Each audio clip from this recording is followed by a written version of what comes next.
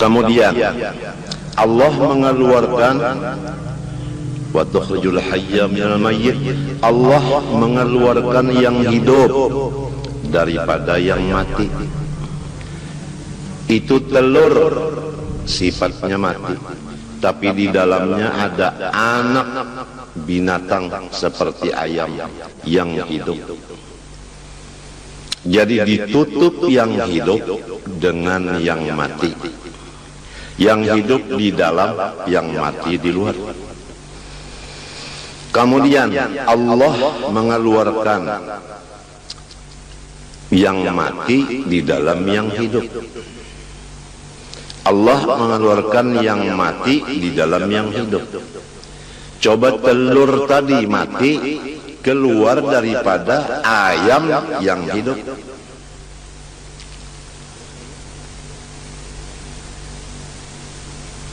Menurut tafsir ulama batin, yaitu Allah mengeluarkan akan taubat daripada segala maksiat. Karena maksiat sadar lalu taubat. Berarti maksiat itu melahirkan taubat. Taubat itu bagus, maksiat itu kada bagus. Tapi jangan dipandang maksiatnya, pandang akibatnya, yaitu taubat. Manusia kalau melihat maksiat begitu saja, niscaya dia tidak ada punya teman sama sekali di dunia ini. Karena kalau bukan malaikat dan bukan rasul, semua punya dosa. Masing-masing kita kada bisa berteman selama kita masih melihat dosa teman. Teman pun karena mau mengawani kita, lamun inya melihat dosa kita. Oleh sebab itu Tuhan menutup, jangan melihat dosa orang, nang dilihat dosa saurang. Tandanya orang nang bakal untung dunia akhirat, tandanya orang yang dipilih dapat hidayah, yaitu tidak melihat aibnya orang, buta dari aib orang, tapi sangat yakin dengan aib dirinya.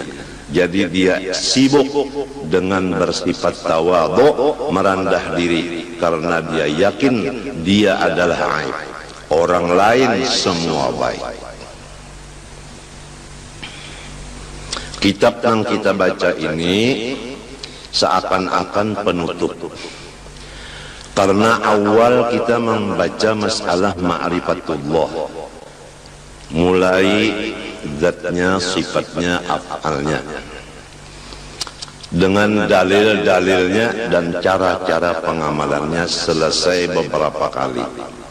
Disambung lagi dengan perukunan, mulai dari air mutlak sampai istinja, sampai wudu, sampai sholat dan lain-lainnya. Kemudian disambung lagi dengan sifat-sifat hati seperti ikhlas, ridho, sabar, syukur dan lain-lainnya. Disambung lagi dengan dosa-dosa di anggota mata, kuping, lidah, tangan, hati, perut, kemaluan, kaki, semuanya selesai. Ditambah lagi dengan dosa seluruh badan, seperti durhaka dengan ibu bapa. Sudah selesai. Kemudian dibicarakan lagi dalam kitab bahaya-bahaya dosa. Tuhan melarang kita memperbuat dosa karena bahayanya untuk kita sangat banyak. Di antara bahayanya tidak diberikan ilmu manfaat. Walaupun ampun diri merasa alim, tapi namun Tuhan memadahkan tidak manfaat.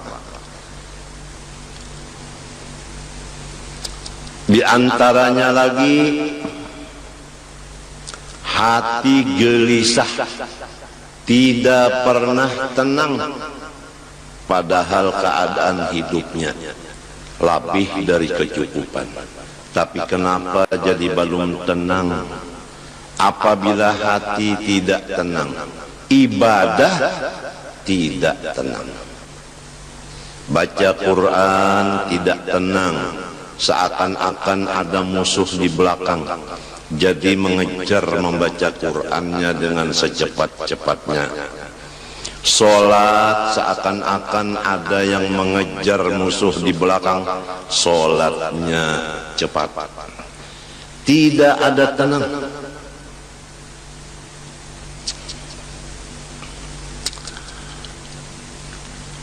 Di antaranya lagi dia gelisah berkumpul-kumpul.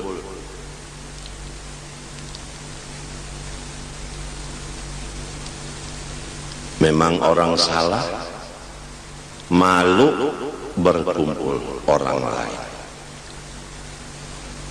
Itu akibat dosa. Di antaranya lagi rizkinya ditahan. Diumpamakan dalam hadis, kalau rezeki itu pakai tali rantai dari atas langit, sudah sampai ke tangan kita, lalu kita mengerja dosa, diangkat lagi rantai tadi, tidak nyampai.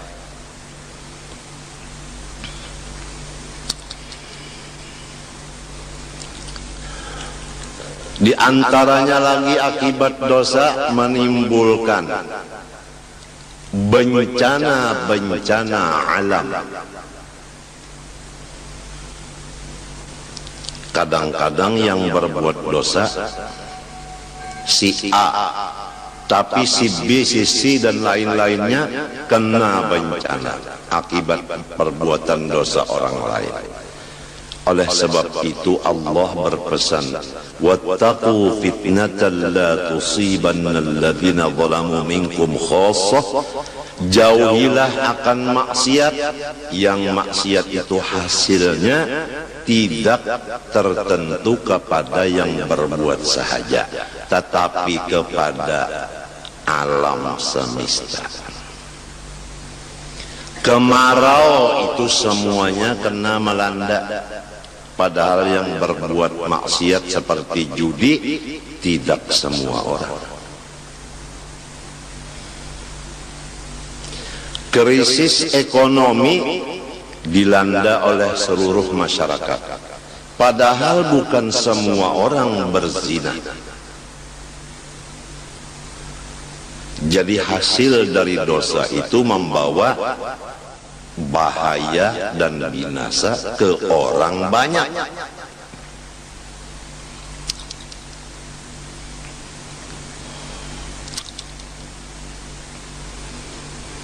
Kemudian disambung lagi dengan pemisahan antara dosa besar dan dosa kecil. Karena apabila dosa kecil, kalau masih derajatnya kecil, di bawah wudu bersih, apalagi di bawah sholat.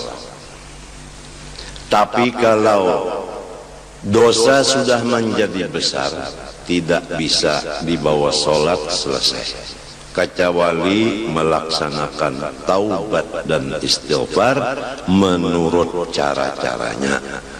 Kalau dosa dengan Allah, pertama menyesali, dua mencita tidak akan mengembali lagi, tiga apabila ketinggalan yang wajib diqodho seperti zakat.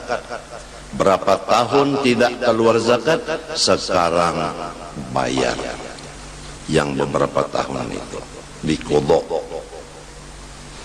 Orang banyak membicarakan mengodho sholat, mengodho puasa, tapi mengodho zakat jarang terdengar.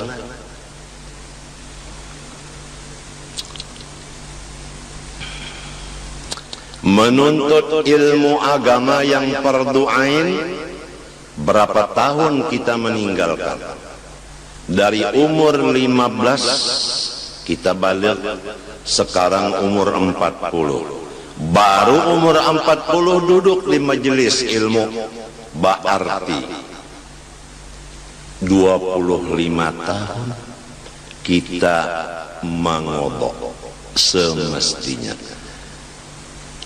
Dan semestinya dari umur 15 tahun balik berakal sudah mengaji ilmu agama.